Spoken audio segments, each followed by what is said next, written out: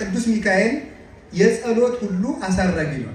የእግዚአብሔርን ስም የተሸከመ እስራኤልን የመራና መንገድ ያስተካከለ ምግባቸውን የሰጣቸው ስንቅ አቀባይና መጋቢ መልአክ ቅዱስ ሚካኤል እና ቅዱስ ሚካኤል ከመከራ ያወጣችኋል፣ መንገድ ያስተካክልላችኋል፣ መጋቢ ነው፣ ስንቅ ያቀብላችኋል፣ ካሰባችሁት ያደርሳችኋል። ቅዱስ ሚካኤል የመንገድ መሪ ነው፣ ስንቅ አቀባይ ነው፣ ከመከራ ጠባቂ ነው። ርስት የሚያወርስ መልአክ ነው ቅዱስ ሚካኤል።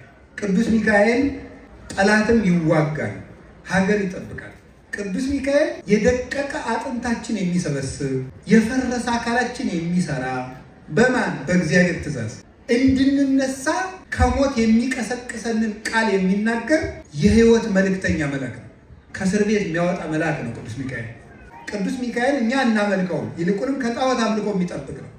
መቅሰፍት የሚጀምረው ከመቅደስ ነው። እግዚአብሔር ማጥፋት የሚጀምረው ከመቅደስ ነው። የጊዜ ጉዳይ ነው እንጂ እግዚአብሔር እየተቀለደበት የሚያኖረው ሰው የለውም።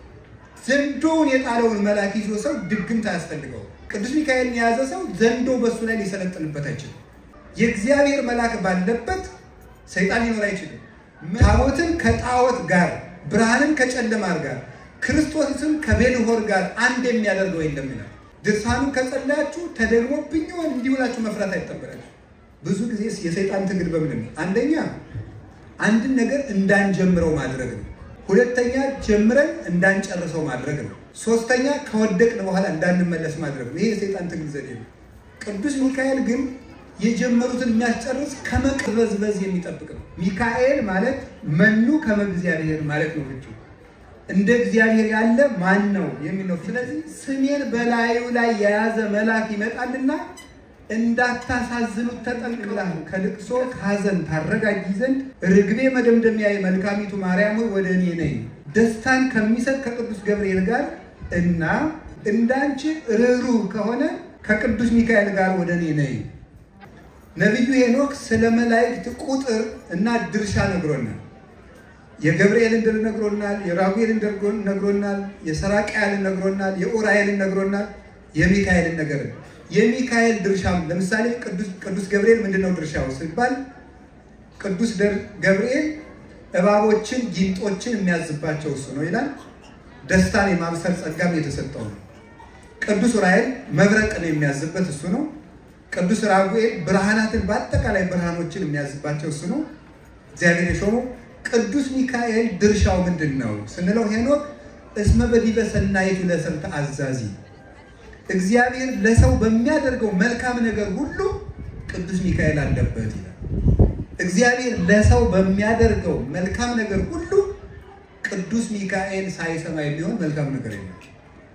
በዚህ ላይ የሾመውን የመልካም ነገሮች ሁሉ መልእክተኛ ነው ቅዱስ ሚካኤል፣ የመልካም ነገሮች ሁሉ። ምክንያቱም ሳጥናኤል ተዋግቶ ከወደቀ በኋላ ሊቀ መላእክት ሆኖ የተሾመ የመላእክት ሁሉ አለቃ ሊቀ መላእክት ሆኖ የተሾመ ማን ነው? ቅዱስ ሚካኤል። ሚካኤል ሊቀ መላእክት መኑ ከማከ ልዑል፣ መላእክት ከመላእክት መካከል እንዳንተ ያለ ልዑል ማን ነው? ቅድም በመዝሙር የተዘመረልን እንዳንተ ያለ ልዑል ማን ነው? ከመላእክት ከፍ ያለ ማን ነው? አስተምህር ለነ በአሰርቱ አርባዕቱ ትንብልናከ ይላል ቅዱስ ያሬድ። በ14ቱ ልመናዎች አማልደን ብለዋል ቅድም ሰንበት ተማሪዎች ሲዘምሩ። ምንድን ናቸው እነዚያ? በ14 ልመናዎች 10ቱ አርባዕቱ ትንብልናከ የቤት ስራ ሰጥቻቸው አልፋለሁ። የቅዱስ ሚካኤል 14ቱ ልመናዎች ምንድን ናቸው? ይሄንን መዝሙር ስታጠኑ እንድትጠይቁ የቤት ስራ ሰጣቸዋለሁ። ወደ ትምህርቱ ይሄዳል። ቅዱስ ሚካኤል ግን እግዚአብሔር ለሰው በሚያደርገው መልካም ነገር ሁሉ የተሾመ ነው። የመጀመሪያ ሹመቱ ምንድን ነው? ምን ይመስላችኋል? የመጀመሪያው ሹመቱ ቅዱስ ሚካኤል የጸሎት ሁሉ አሳራጊ ነው። በቤተ ክርስቲያን ውስጥ 9 መላእክት አሉ። 2ቱ ከቤተ ክርስቲያኑ በር ላይ የሚቆሙ ናቸው። 2ቱ ደግሞ ከቤተ ክርስቲያኑ ከበረንዳው የሚቆሙ ናቸው። 2ቱ ቅኔ ማህሌት ላይ የሚቆሙ ናቸው። 2ቱ ቅድስት የሚባል የቤተ ክርስቲያን ሁለተኛው ክፍል። ቅኔ ማህሌቱ ላይ 2 መልአክ አለ። ቅድስቱ ላይ 2 መልአክ አለ፣ የቤተ ክርስቲያኑ ሁለተኛው ክፍል። መቅደሱ ላይ 1 መልአክ አለ። ለምሳሌ ሕዝብ ሲበደል ድሃ ሲበደል፣ ሰው ኃጢአት ሲሰራ ግፍ በዛ፣ በዚህ ሀገር ላይ መቅሰፍት ይታዘዝበት፣ ይሄ ህዝብ ተነግሮ አልሰማም ብለው ከቤተ ክርስቲያኑ በር ላይ ያሉት ከቤተ ክርስቲያኑ በረንዳ ላሉት ይነገራል። ከቤተ ክርስቲያኑ በረንዳ ያሉት ከቅኔ ማህሌት ላሉት ይናገራሉ። ከቅኔ ማህሌት ያሉት ከቅድስት ላሉት ይናገራሉ። ከቅድስት ያሉት መቅደስ ላሉት ይናገራሉ። መቅደስ ያለው አንድ ነው። መቅደስ ያለው ለቅዱስ ሚካኤል ይናገራል። ቅዱስ ሚካኤል ለእግዚአብሔር ያቀርባል። እግዚአብሔር መቅሰፍት በዚያች ሀገር ላይ ይዘዝበት ብሎ የሚሰጠው ለቅዱስ ሚካኤል ነው። አምጥቶ መቅደስ ላለው ይሰጠዋል።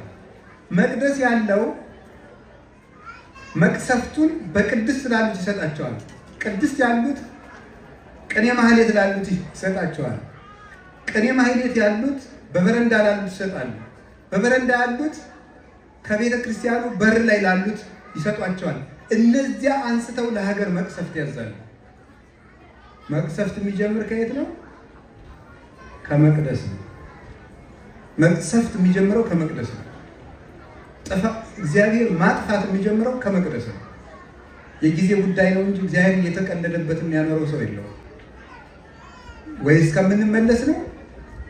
ዋንድቲ ኤገሶ ለአሞሪውን ከመይትፈጸም ለኃጢአቱ እስከይትፈጸም ለኃጢአቱ አሞሪውንን ኃጢአቱን እስኪፈጽም ድረስ እታገሰዋለሁ እንዳለ ወይ ኃጢአታችን ጭራሽ ከፍ ካለ ቦታ የወደቀ ሰው ስብራቱ ትልቅ እንደሆነ ወኮነ ድቀቱ አብይ አወዳደቁ ከፋ ነው ይላል። ቅርብ ቦታ ላይ የወደቀ ሰው በቀላሉ ሳይሰበር ይነሳል።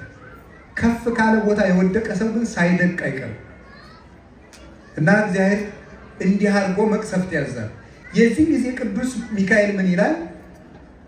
መሐሮሙ እግዚኦ ወተሳሃሎሙ ይላል። መሐሮሙ እግዚኦ ወተሳሃሎሙ ይላል። እነዚህ ሲቆጠሩ ፊደሎቹ 14 ናቸው። ብዙ ጊዜ የማናውቀውን ቃል እግዚአብሔር መጮህ ስለሌለብን ማለት ነው። መሐሮሙ እግዚኦ ወተሳሃሎሙ የሚሉት ሲቆጠሩ 14 ናቸው። መሐሮሙ እግዚኦ ወተሳሃሎሙ 14። በ14ቱ ልመናዎች ያለው ቅዱስ ያሬድ የግዕዝ ሊቅ ስለሆነ ቅዱስ ያሬድ ግዕዝን መልክ የሰጠው እሱ ስለሆነ መሐሮሙ እግዚኦ ወተሳሃሎሙ የሚለው አቤቱ ማራቸው ይቅር በላቸው የሚል ይችን ቃል ከእግዚአብሔር ከመንበሩ ስር ይገባና ቅዱስ ሚካኤል ያቀርባል። ሲያቀርብ ምሕረት ለቅዱስ ሚካኤል ይሰጠዋል። ቅዱስ ሚካኤል ያመጣና በመቅደስ ላለው ምሕረት ይሰጠዋል። በመቅደስ ያለው በቅድስት ላሉት ምሕረት ይሰጣቸዋል። በቅድስት ያሉት በቅኔ ማህሌት ላሉት ምሕረት ያስተላልፋሉ። በቅኔ ማህሌት ያሉት በበረንዳ ላሉት ያስተላልፋሉ። በበረንዳ ያሉት ከቤተ ክርስቲያኑ በር ላሉት 2 መላእክት ይሰጣሉ። እንዲህ አድርጎ ቅዱስ ሚካኤል ምሕረት ለሀገር ያመጣል ማለት ነው። ቅዱስ ሚካኤል የምህረት መልእክተኛ ነው። መልአከ ምሕረት የሚባለው ከዚህ የተነሳ ነው። ምህረትን የሚያመጣ ነው። ፍጹም ርኅሩህ ነው። አባ ጽጌ ድንግል ለዚህ ነው እንዘ ተሐቅፍዮ ለሕፃንኪ የጻዳ ወቀይህ አመ ቤተ መቅደስ ወይኪ በለተ ታምር ወንጽሕ ነይ ርግቤ ትናዝዝኒ እምላክ ወዲህ ሰናይተ ምስለ ገብርኤል ፍሱሕ ወሚካኤል ከማኪ ርኅሩህ ይላል። እንዘ ተሐቅፍዮ ለሕፃንኪ ጽጌ ጻዳ ወቀይህ ጻዳ በመለኮቱ ወቀይህ በትስብእቱ የሚባል እንደ አምላክነቱ መብረቀ ስባት እንደ ሰውነቱ ስግው ቃል ወልደ እጓለ እመሕያው የሚባል የሰው ልጅ የሚባል ልጅሽን ታቅፈሽ በቤተ መቅደስ በገባሽ ጊዜ በርኅራኄሽ ርግብ የተባልሽ ርግቤ ይቤላ በይንተ የዋሃታ ሰናይቴ ይቤላ በይንተ አርምሞታ። ቅዱስ ያሬድ ነው የሚናገረው። ስለ ደግነቷ ርግቤ ይላታል አለ። ሰናይቴ ይቤላ በይንተ አርምሞታ። ክፉ ነገርን የማትናገር ማርያም ተዓቅብ ዘንተ ሁሎ ተወድዮ ውስተ ልባ እንዳለ መልካም ቃልን በልቧ ትጠብቃለች እንጂ የማትናገር ስለሆነች ከዚህ የተነሳ ዝም ስለሚሰኝ ንግግሯ መልካም ርግብ ይላታል። ምልጃዋ ያማረ ስለሆነ ደግሞ መዓዛ አፍዋ ከመኮን ይላል። ከአንደበቷ የሚገኘው ቃል እንደ እንኮ እየጣፈጠ ነው ብሎ ይነገርልናል። ስለዚህ ንርግቤ ትናዝዝን እምላ ከልቅሶ ከሐዘን ታረጋጊ ዘንድ ርግቤ መደምደሚያዬ መልካሚቱ ማርያም ሆይ ወደ እኔ ነይ፣ ደስታን ከሚሰጥ ከቅዱስ ገብርኤል ጋር እና ወሚካኤል ከማኪ ርሩ እንዳንቺ ርሩ ከሆነ ከቅዱስ ሚካኤል ጋር ወደ እኔ ነይ። ቅዱስ ሚካኤል በርኅራኄ እመቤታችን የሚመስል ነው። ከዚህ የተነሳ የምህረት መልአክ ይባላል። እግዚአብሔር ምህረትን ለሰው ልጅ እንዲሰጥ የሚለምን የእስራኤል ትንቢተ ዘካርያስ ምዕራፍ 1 ላይ እንደተጻፈ የእስራኤል መከራ እንዲያበቃ 70 ዘመን ይለምንላቸው የነበረው መልአክ ቅዱስ ሚካኤል ነው። የመከራ ዘመን እንዲያጥር ረጅም ዘመን የሚሰቃዩ ሰዎች ስቃያቸው እንዲያጥርላቸው የሚያደርግ ቅዱስ ሚካኤል ነው። ትንቢተ ዘካርያስ ምዕራፍ 1 ላይ ትንቢተ ዳንኤል ምዕራፍ 4 ቁጥር 13 ላይ እንደተጻፈ ቅዱስ ሚካኤል መከራ ያሳጥራል። ለ5 ዓመት የምንቀበለው መከራ በአጭር ጊዜ እንዲያልቅልን ያደርጋል። እስራኤልን የምትምራቸው መቼ ነው እያለ ይጠይቅላቸው የነበረ መልአክ ነው። አዎ የኢትዮጵያ ሰው ብዙ ጊዜ በዓል ይወዳል፣ የበዓሉን ምንነት ግን ሳይዝ ነው የሚሄደው። ስለዚህ አንድ መናፍቅ በአንድ ጥቅስ ድንብርብራችሁን ያወጣቸዋል። ዝም ብላችሁ እልል አትበሉ። ቃለ እግዚአብሔር መያዝ ነው። ለምን እንደምታከብሩ ማወቅ አለባችሁ። የምትሉትን ማወቅ አለባችሁ እንጂ ውሎ መሄድ ብቻ አይደለም። ለልጆቻችሁ ለምንድን ነው የሚካኤል የምንሰበሰበው ብትባሉ መንገር ይገባል። መጽሐፍ ቅዱሳዊ መሰረት ይዞ።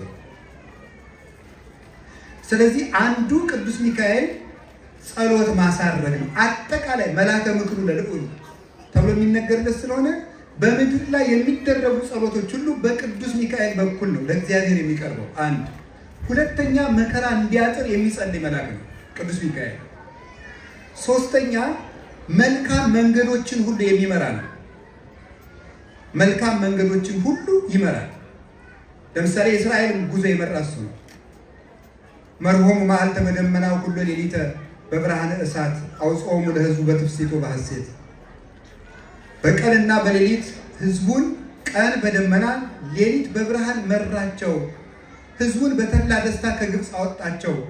እንዘ ሚካኤል የሐውር ቅድመ ትዕይንቶሙ ለእስራኤል። ቅዱስ ሚካኤል በእስራኤል በሕዝባቸው በመንጋው በድንኳኑ መሃል ፊት ለፊት ይሄድ ነበር ይላል ቅዱስ ያሬድ መዝሙር 78 ቁጥር 22 ሲተረጉም። ቅዱስ ዳዊት መርሆሙ መዓልተ ደመና ወኩሎ ሌሊተ በብርሃነ እሳት፣ ቀን በሰባት ደመና ሌሊት በእሳት ምሰሶ ይመራቸው ነበር ይላል። ማንን? እስራኤል። ቀን በሰባት ደመና፣ 7 ደመና በላይ ፀሐይ እንዳያቃጥላቸው፣ በታች ምን እንዳይላቸው፣ ይሄ የጋለ መሬት እንዳያቃጥላቸው፣ በጎን አውሬ እንዳይመጣባቸው፣ በቀኝ አውሬ እንዳይመጣባቸው፣ ከኋላ ጠላት እንዳይከተላቸው፣ ከፊት ደግሞ መንገድ ለመጥረግ፣ ራቅ ብሎ ደግሞ ተራራውን በመደልደል ጎድጓዳውን በመሙላት ቅዱስ ሚካኤል ይመራቸው ነበረ። ቅዱስ ሚካኤል በብሉይ ኪዳን እስራኤልን ለመምራቱ ማስረጃው ምንድን ነው? ይሁዳ መልእክት ምዕራፍ 1 ቁጥር 9 ላይ አሁን አንድ ሰው እስራኤልን የመራ ሚካኤል ነው ብትሉታል፣ ማን አለ? ቅዱስ ያሬድ። እኔ ቅዱስ ያሬድን አልቀበልም ቢላችሁ ምንድን ነው የምትመልሱት? ምንድን ነው የምትመልሱት? የምንቀበል ማስረጃችን ቅዱስ መጽሐፍን ይዘን ነው የሊቃውንቱን የምንተረጉመው። ስለዚህ መልእክተ ይሁዳ ምዕራፍ 1 ቁጥር 9 ላይ ሙሴ እስከሚሞት ድረስ የእስራኤል ጠባቂ ቅዱስ ሚካኤል እንደነበረ ይነግረናል። ቅድም ያልኳችሁ ወሚካኤልኒ ሊቀ መላእክት አመ ይትበሃሎ ለሰይጣን በእንተ ሥጋሁ ለሙሴ የተሐበለ ከመ ይብል ጽሕፈተ። የመላእክት አለቃ ቅዱስ ሚካኤልም ሰይጣን ስለ ሙሴ ሥጋ በተከራከረው ጊዜ ስድብን ሊናገር አልወደደም። አላይ ሌሎ እግዚአብሔር ይሂስከ እግዚአብሔር ይገስጽህ አለው እንጂ ይላል። ስለ ሙሴ ሥጋ በተከራከረ ጊዜ ማለት ምን ማለት ነው? ሙሴ እስራኤልን 40 ዘመን ሲመራ ኖሮ ናባው በሚባል ተራራ ላይ አርፎ ቀርቷል። ሲያርፍ እግዚአብሔር የሙሴን መቃብር ሰውሮታል። ለምን? ሙሴን ከመውደዳቸው የተነሳ አምላክ ነው ብለው እንዳያመልኩት ስለፈለገ ያልጠነከረ ልብ ስላላቸው ሃይማኖታቸው ግን አላደገም። ስለዚህ ሙሴን እንደ ቅዱስ እንጂ እንደ አምላክ እንዳያመልኩት ስለፈለገ እግዚአብሔር መቃብሩን ሰወረው። ሰይጣን ደግሞ የማይጠቅም ምስጢር መግለጽ ልማዱ ነውና የሙሴን መቃብር ለእስራኤል ሊያሳያቸው ፈለገ። ሊያሳያቸው ሲፈልግ ቅዱስ ሚካኤል መጥቶ ገሰጸው ይላል። ስለዚህ ከጣዖት አምልኮ የሚጠብቅ ቅዱስ ሚካኤል እኛ እናመልከውም፣ ይልቁንም ከጣዖት አምልኮ የሚጠብቅ ነው። ከጣዖት አምልኮ ጠበቃቸው። 40 ዘመንም እስራኤልን እንደመራቸው ማስረጃው መጽሐፍ ቅዱስ ነው። ይኸው አንደኛ የፈርዖንን አባቶቻችን በቅኔ ቤት ይተርኩታል። የፈርዖንን ፈረሶች አስደንግጦ ባህር ውስጥ እንዲሰጥ ማድረጋቸው ቅዱስ ሚካኤል ነው። ማዶ ላይ ሆኖ የብርሃን ሰይፍ ሲያሳያቸው የፈርዖን ፈረሶች ሄደው ከባህር ውስጥ ገቡ። ያን ጊዜ እግዚአብሔር በነፋስ ባህሩን አምጥቶ በላይ ላይ ከደለባቸው። ከጠላት ጠበቃቸው፣ እነሱን አሻገራቸው። አረፍት በይን ወአረፍት በጽግም ግድግዳው ውሃውን እንደ ግድግዳ በቀኝና በግራ አቁሞ እስራኤልን በመካከል በደረቅ ምድር እንዲሻገሩ አደረገ። እንዘ ኢይርህስ ሀገር ይሁ ይላል ጎርጎርዮስ ሃይማኖተ አበው ምዕራፍ 37 ላይ ሙሴ እግሮቹ ሳይረጥቡ እስራኤልን ይዞ ተሻገረ ይላል። ያን መንገድ ይመራ የነበረ ቅዱስ ሚካኤል በመንገድ ስንቅ አቀብሏቸዋል። ፈነወ ሎሙ ስንቆሙ ዘያክሎሙ የሚበቃቸውን ስንቅ አቀበላቸው ይላል። ስንቅ አቀባያቸው ቅዱስ ሚካኤል ነበር። አንድ ከጠላት አወጣቸው፣ ሁለት ስንቅ አቀበላቸው። እስራኤልን ባህር ከፍሎ አሻገረ፣ ጠላታቸውን አሰጠመ፣ መንገድ አስተካከለላቸው። ስንቅ ከሰማይ መና ወርዶላቸው መጣ። እንግዲህ መጽሐፍ ቅዱስ እግዚአብሔር አወረደ ነው እንጂ የሚል ሚካኤል አወረደ አይልም የሚሏቸዋል ሌሎቹ። መጽሐፍም ጽፈውበታል ብዙዎቹ። የቅዱስ ያሬድን ቃለ እግዚአብሔር ለመተቸት አንተም ሚካኤል መና ዘአውረድከ የሚለውን እግዚአብሔርን ያወረደን የሚለው መጽሐፍ ቅዱስ ዮሐንስ ወንጌል ምዕራፍ 6 ላይ አኮ ሙሴ ዘዋበክሙ ዘንተ ምስተ አላ አቡየ ዘበሰማያት ወሀበክሙ የበላችሁትን ምስት ሙሴ አልሰጣችሁም የሰማይ አባቴ ነው ብሎ ነበረ። ስለዚህ ሚካኤል መና አላወረደም፣ መልእክተኛው ነው። እግዚአብሔር ምን ብሎታል? እፌኑ መላኬ በቅድሜከ ዘይጸይህ ፍኖተከ መንገድህን የሚጠርግ መልአክ በፊቴ እልካለሁ እንዳታበሳጨው ስሜ በላዩ ላይ አለና ይላል። ሚካኤል ማለት መኑ ከመ እግዚአብሔር ማለት ነው። ፍቹ እንደ እግዚአብሔር ያለ ማን ነው የሚል ነው ፍቹ። ሚካ ሚ ማለት በዕብራይስጥ ማን ማለት ነው። ኤል ማለት አምላክ እግዚአብሔር ማለት ነው። ሚካኤል ማለት እንደ እግዚአብሔር ያለ ማን ነው የሚል ፍቻ አለው። ስለዚህ ስሜን በላዩ ላይ የያዘ መልአክ ይመጣልና እንዳታሳዝኑት ተጠንቀቁ፣ ይቀስፋችኋል ብሏቸዋል። የእግዚአብሔርን ስም የተሸከመ እስራኤልን የመራና መንገድ ያስተካከለ ምግባቸውን የሰጣቸው ስንቅ አቀባይና መጋቢ መልአክ ቅዱስ ሚካኤል። በየትኛውም የአብነት ትምህርት ቤት ውስጥ የቅዱስ ሚካኤል ድርሳን የማይነበብበት የአብነት ትምህርት ቤት የለም። ያው እያውደለደለ የማይደግም አብነት ትምህርት ተማሪ ሊኖር ይችላል። እየገባው ሲመጣ ነው የሚደግመው። እና ቅዱስ ሚካኤል ከመከራ ያወጣችኋል፣ መንገድ ያስተካክልላችኋል፣ ስንቅ ያቀብላችኋል፣ መጋቢ ነው፣ ካሰባችሁት ያደርሳችኋል። ቅዱስ ሚካኤል የመንገድ መሪ ነው፣ ስንቅ አቀባይ ነው፣ ከመከራ ጠባቂ ነው።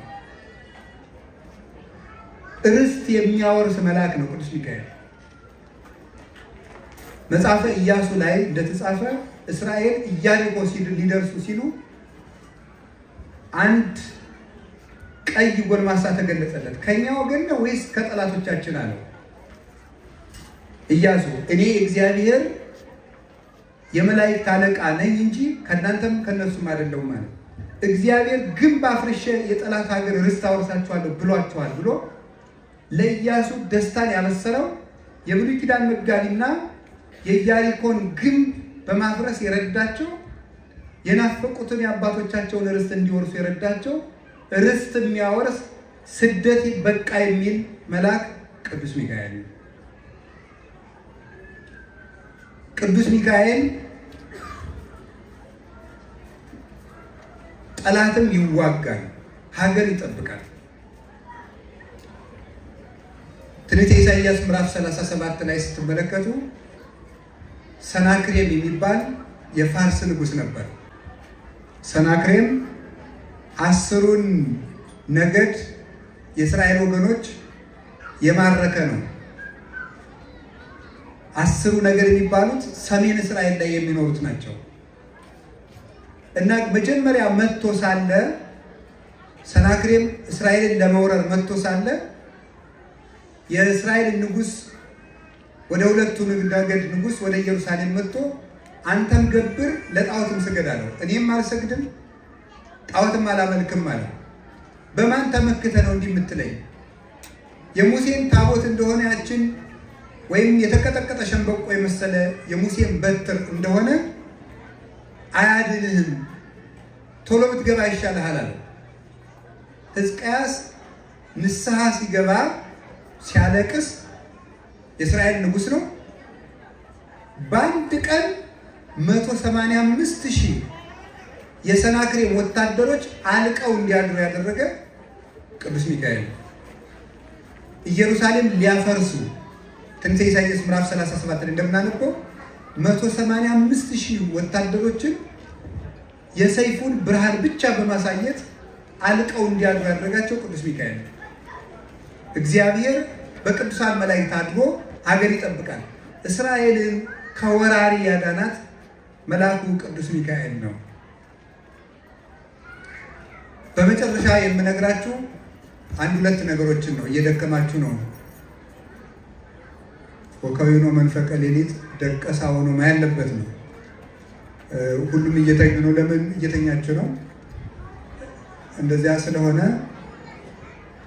ከቃሉ ጋር ናችሁ። እግዚአብሔር ከሁላችን ጋር ይሁን። እግዚአብሔር ከሁላችን ጋር ይሁን። እግዚአብሔር ከሁላችን ጋር ይሁን። ብዙ ሊናገሩት ሆድ ባዶ ይቀራሉ። በእኛ ቤተክርስቲያን አንድ ነገር አለ። ማህሌቱ በጣም ጥሩ ነው፣ ግን ቸብቸቦ ቢቀነስ በጣም ጥሩ ነው። ቸብቸቦ ማለት ማሸብሸቡ በኋላ ነው። ከቃሉ ጋር ናቸው። ለምን ሲባል ቸብቸቦ ባይበዛ ማህሌቱ 4 ሰዓት የሚበቃው። በሸብሸቦ ያዱና ሊቃውንቱም ይተኛሉ፣ ቃለ እግዚአብሔር አይሰሙም። ከዚያ በኋላ አንድ ሰው ያስክዳቸዋል ወይም ደግሞ ግድ የለሽ ይሆናል። ስለዚህ ቸብቸቦ ይቀነስ፣ ቸብቸቦ ይቀነስ። አባቶቻችን ያቋቋም ሊቃውንቱ ጎንደር ቸብቸቦ የሚባል አያውቁም። ቁጭ ነው የሚያደርጉት። አመላልሰው አመርግደው ጸንጽለው አመርግደው አመላልሰው ደርበው ቁጭ ነው የሚያደርጉት። አሁን እንቅልፍ መጣ። ከዚያ በኋላ መልስ አምጡ ልጆች። ምንድን ነው ምን ሲባል ጭጭ። ቄሱም ዝም መጽሐፉም ዝም ማለት ይሄ። ስለዚህ ቸብቸቦ ይቀነስ። ትሰማላችሁ? ትሰማላችሁ? ለነገሩ እናንተን አይመለከትም። ይሄ ሊቃውንትን ይመለከታል። አይመለከትም። ይቀነስ። ተቀንሶ ተጸንጽሎ ቢበቃ እጅግ መልካም። ከቃሉ ጋር ናችሁ እንዴ? አሁን እና ደግሞ ዳንኪራ አትውረዱ ማለት ላይ እስክስታ አትውረዱ። ከበሮ እኮ ሲመጣ እንደዚህ የሚባሉበት ምክንያት ከሐና ወደ ቀያፋ ሲያመላልሱት አደሩ ማለት ነው። እና ከሐና ወደ ቀያፋ አመላለሱት እያሉ መቼም የለም እስክስታ የለም። እንደዚህ ብሎ ተገረፈ እያለ እንደዚህ የለም። ሶበተ ከለለ ሶበተ ከለለ ሶበተ ከለለ ብሎ የለም። አንገቱ ሲቆረጥ ደሞ ማይ ከአንገቱ ፈለቀ ብሎ እስክስታ የለም። ጊዮርጊስ አንገቱ ሲቆረጥ ደምና ውሃ ወተት ፈሰሰ ብሎ እስክስታ የለም። ያለ ልቅሶ ቃለ ማሕዘኒ ነው ያለ። ስለዚህ ለቃለ እግዚአብሔር ትኩረት ሊሰጠው ይገባል። ህዝቡ እየጠፋ ነው።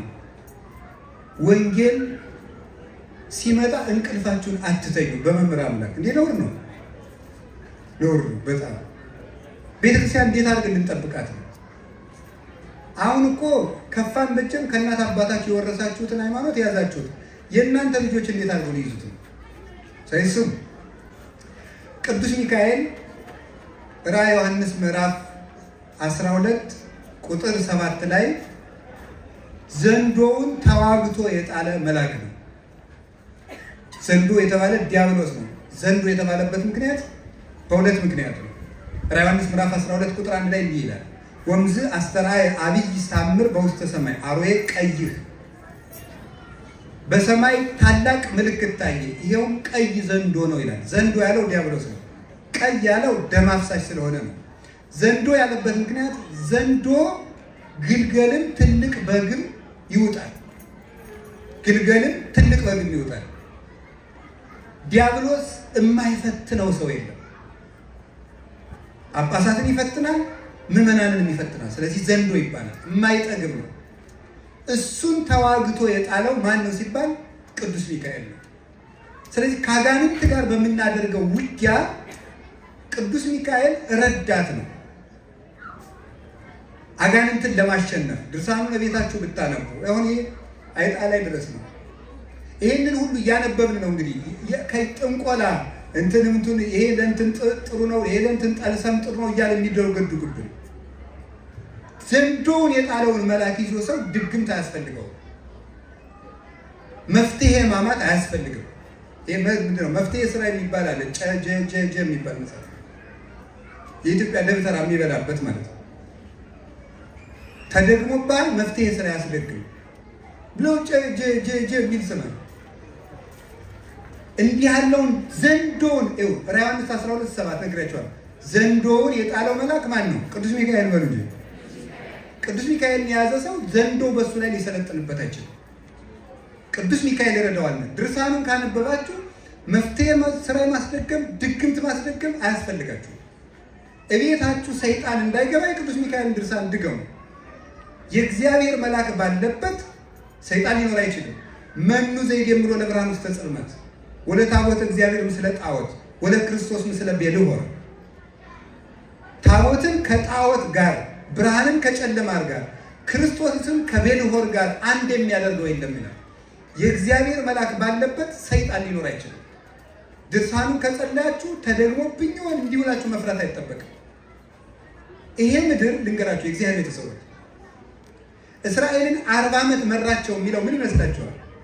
አንድ ነገር ልንገራችሁ፣ ትርጉም አለው። እስራኤል ኦሪት ዘጸአት ምዕራፍ 12 ላይ ሲወጡ ከዚህ ጋር ስለማያይዘው ነው። ሲወጡ ምን አድርገው ነው የወጡ? በግ በልተው ነው የወጡት። በግ በሉና ወጡ። ፈርዖንን ምን አደረገላቸው? አሰጠመላቸው። መንገድ ላይ አማሌቃውያን ነበሩ። እነዚህን ኢያሱ ነው የተወጋቸው። ፈርዖንን ሙሴ አሰጠመላቸው። አማሌቃውያንን ኢያሱ ተዋጋላቸው። ትርጉም አለው። ሳዊሮስ ዘስሙናይን የሚባል የቤተክርስቲያን ሊቅ እንደሚናገረው የመጀመሪያው ፈርዖን የተባለው ጠላት ሳጥናኤል ነው። እሱን ያሰጠመው ሙሴ ኢየሱስ ክርስቶስ ነው። የሙሴ በትር መስቀል ነው።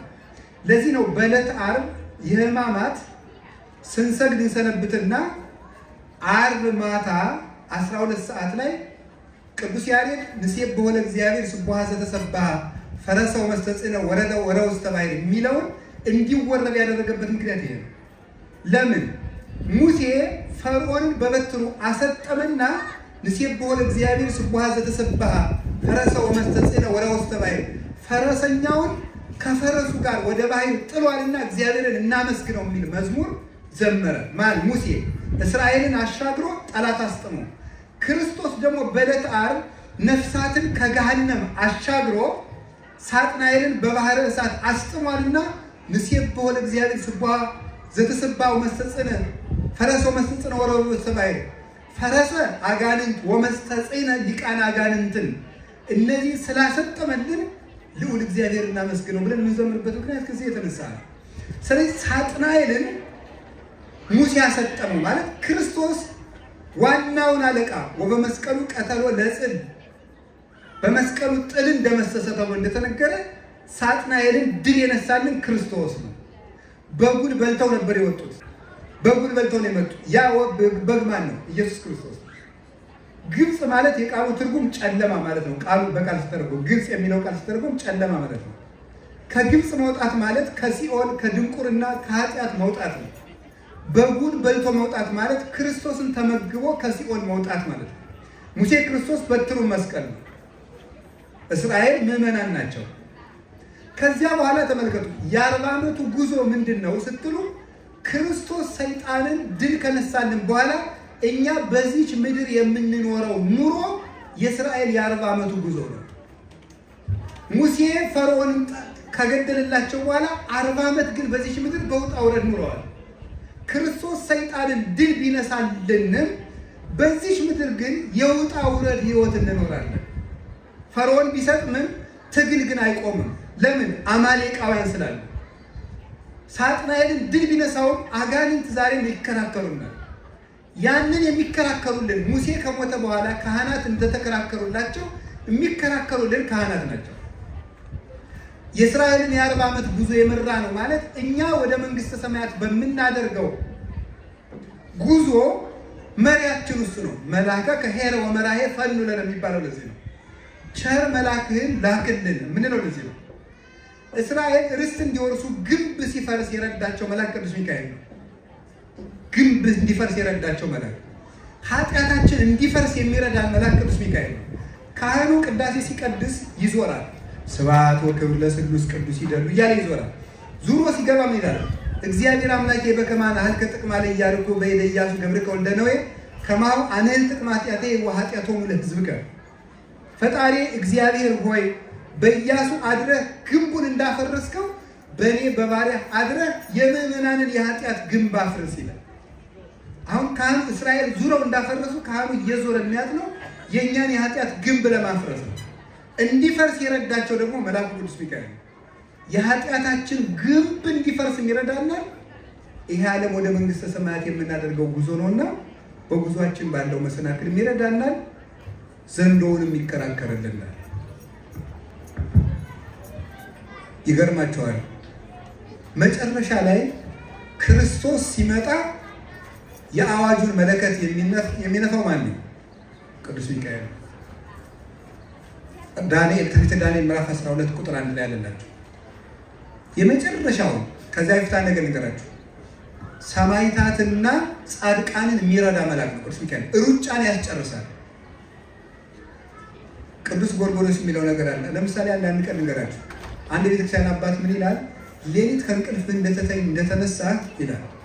ሌሊት ከእንቅልፍ እንደተነሳ እንቅልፍ ይታገለሃል።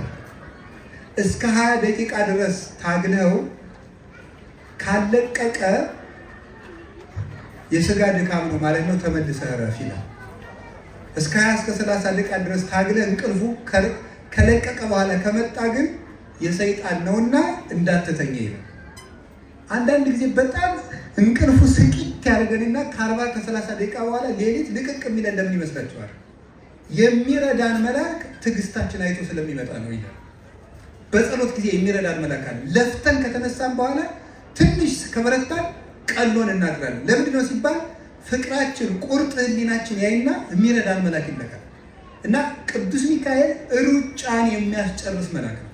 መከራን የሚያስታግስ። የቅዱስ ጊዮርጊስ ረዳቱ ማን ነበር? ቅዱስ ሚካኤል። አቡነ ተክለ ሃይማኖት ያን ያህል ሲጋደሉ ረዳታቸው ማን ነበረ?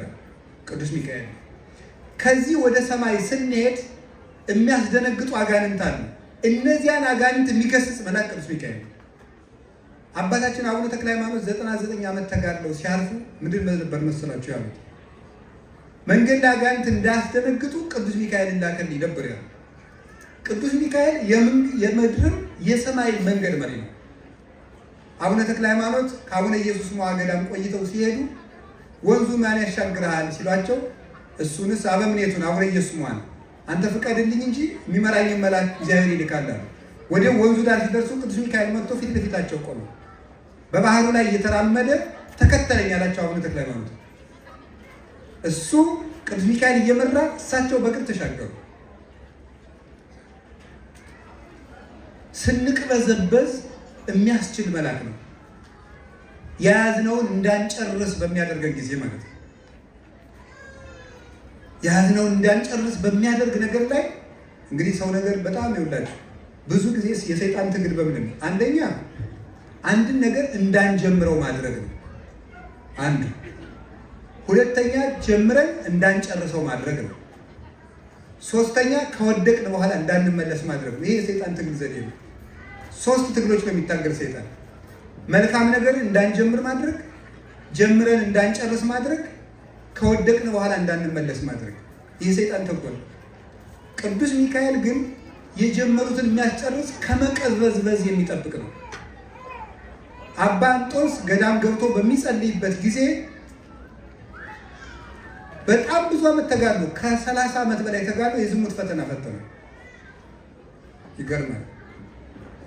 ሲፈትነው ሲወጣ ሲገባ ሲወጣ ሲገባ ሲወጣ ሲገባ ሲወጣ ሲገባ መጨረሻ ላይ ላግባ ብሎ ወሰነ። ላግባ ብሎ ሲወስን 2 እግሩን ነቅሎ ደጅ ላይ ሲደርስ የደረሰለት መልአክ ቅዱስ ሚካኤል ነበረ። ምን አስተማረው? እጅ ስራ አስተማረው። ሰኔን ሰራ ቅዱስ ሚካኤል። ሰኔን ሰራና 12 አቡነ ዘበሰማያት ጸለየ። 3 ሰዓት ሲሆን ከ3 ሰዓት እስከ 6 ሰዓት ድረስ እጅ ስራ ሰራ። 6 ሰዓት ላይ ደግሞ ቀትር ላይ 12 አቡነ ዘበሰማያት ጸለየ። እስከ 9 ሰዓት ደግሞ ስራ ሰራ። መልሶ 9 ሰዓት ላይ 12 አቡነ ዘበሰማያት ጸለየ። እስከ ሰርክ ድረስ ሰራ። መልሶ 12 አቡነ ዘበሰማያት ምን አለ? በጸሎት ብቻ ሰይጣንን አታሸንፈውም፣ እየሰራህ ጭምር ነው። አይምሮ ምን ይፈልጋል? አይምሮ ሰብሳቢ ይፈልጋል። ሰብሳቢ ይፈልጋል። ስለዚህ ምን ያስፈልገዋል? ስራ።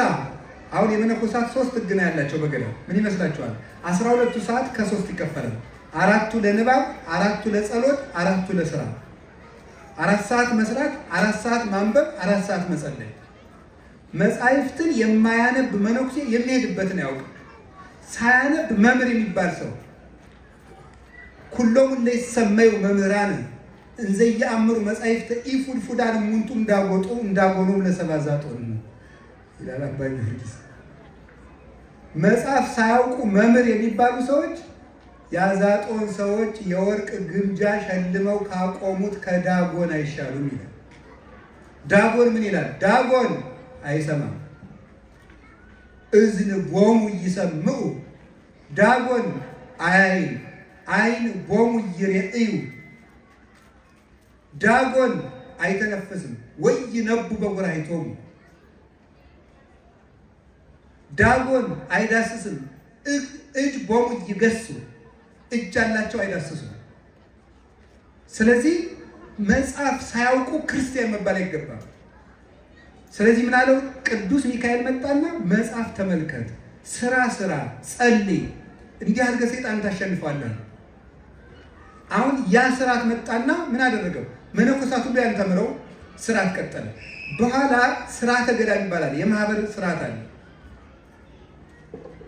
የማህበር ስርዓት በማህበር የሚኖሩ መነኮሳት በአጠቃላይ ለምሳሌ ብትወስዱ አስደናቂ ነገር ነው። ግለኝነት የለም እዛ። ፀጉርን እንኳን ለመላጨት የገዳሙ መጋቢ መፍቀድ አለበት።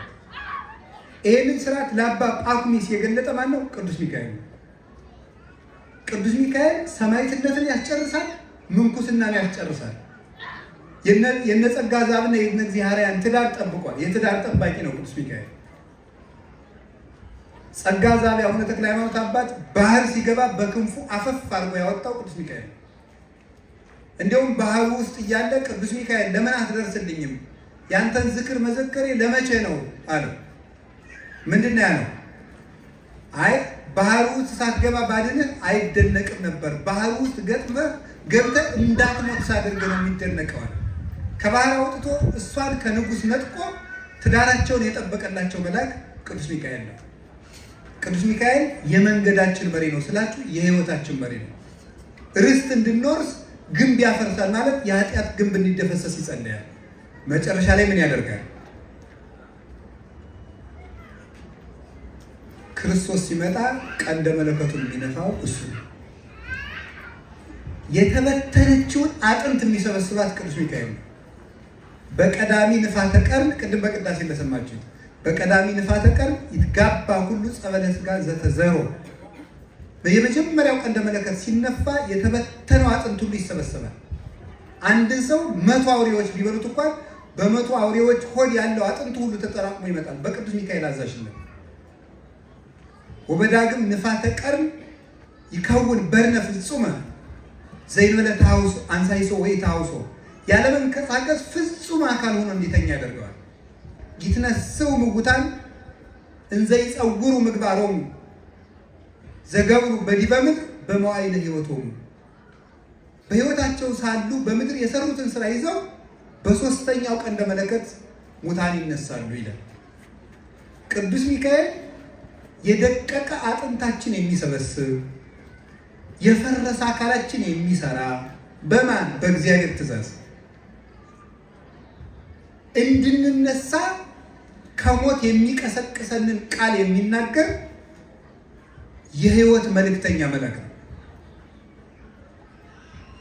ምን ይላል ነው?